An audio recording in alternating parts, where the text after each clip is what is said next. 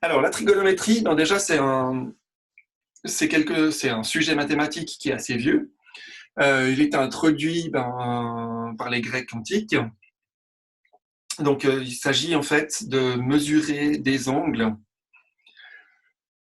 Donc, trigonométrie, si on regarde l'étymologie du mot, ça vient de tri qui veut dire 3, donc rapport avec le triangle, gonos qui veut dire angle, et puis métron qui veut dire mesure. Donc, c'est la mesure des angles des triangles.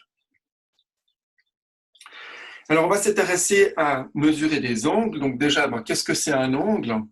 Alors, si on veut définir ce que c'est un angle, il nous faut deux demi-droites. Une demi-droite, c'est quoi? C'est une ligne pour lesquelles, d'un côté, c'est un segment, puis de l'autre côté, c'est une droite. C'est-à-dire que on a une extrémité, en fait, de la demi-droite A, en fait, elle a une extrémité ici qu'on appelle S, mais de l'autre côté, elle va aussi loin qu'on veut. Donc, on prend deux demi-droites qui ont une origine commune, donc une extrémité commune, qu'on appelle S, donc ça fait cette demi-droite A et cette demi-droite B. Et puis l'angle qui est formé par ces demi-droites, c'est ça. C'est ce qui est entre ces demi-droites. Alors maintenant, on parle d'angle orienté en géométrie. Ça veut dire qu'on lui donne un sens. Donc si je dis que la première demi-droite, c'est la demi-droite SA, et puis la deuxième demi-droite, c'est la droite SB, je vais de SA sur SB, dans le sens inverse des aiguilles d'une montre. Par contre, si je prends l'angle où je prends comme première demi-droite celle-ci, donc B, puis la deuxième A, et l'angle, ça sera celui-ci. D'accord? Donc on a une certaine orientation, et puis ça dépend de comment est-ce qu'on commence par la droite A, puis après la droite B, ou l'inverse. Donc on donne une certaine orientation à nos angles. Puis maintenant, la mesure d'une angle, c'est quoi? C'est l'amplitude de la rotation qu'il faut pour passer de la première demi-droite vers la deuxième. Donc si je fais une rotation de la droite A, elle va vers la deuxième. Et puis l'amplitude de cette rotation, c'est ce qu'on appelle la mesure de cet angle. Cette mesure, en général, jusqu'à présent, on la mesure avec une unité qui est des degrés. Alors, lorsqu'on désigne des angles, en général, on utilise des lettres grecques. Donc, là, je les rappelle, alpha, bêta, gamma, delta, epsilon. Vu qu'on va travailler avec des triangles, en général, on a trois angles, donc alpha, bêta et gamma devraient nous suffire.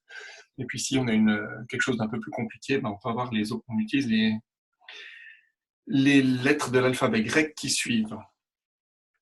Donc, le sens positif de la géométrie, c'est le sens anti-horaire, donc inverse des aiguilles d'une montre.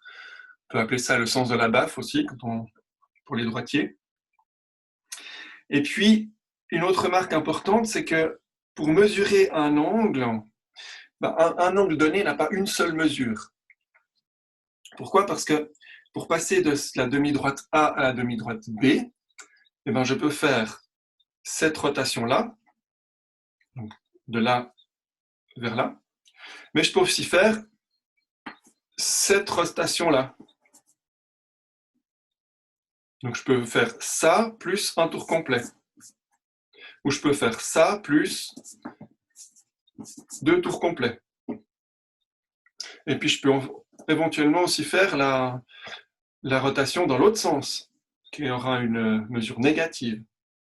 Donc on voit que pour le même angle que je dessine, il peut y avoir plusieurs mesures différentes. En gros, on rajoute en fait des tours complets. Donc voilà pour ce qui est de la définition d'un angle et la manière de les mesurer. Et puis, comme j'ai dit, pour mesurer un angle, on va utiliser dans un premier temps une unité qu'on appelle les degrés. Donc, il s'agit simplement de couper le tour complet en 360 parties égales. Ça nous donne un degré. Donc cette mesure d'angle, elle est assez vieille en fait, elle date des Babyloniens, donc c'est même avant les Grecs, qui ont qui devaient mesurer les angles parce qu'ils faisaient beaucoup d'astronomie. Et puis, donc, pour mesurer la distance entre deux étoiles, etc., et ben, on utilise des angles. Et pourquoi 360? Parce que 360, c'est un nombre qui a beaucoup de diviseurs. Et vu que la division, c'était compliqué, vu qu'on n'avait pas encore de nombre à virgule, et ben, d'avoir un nombre qui se divise facilement, ben, c'était un plus pour les Babyloniens. Et puis, c'est resté jusqu'à nos jours.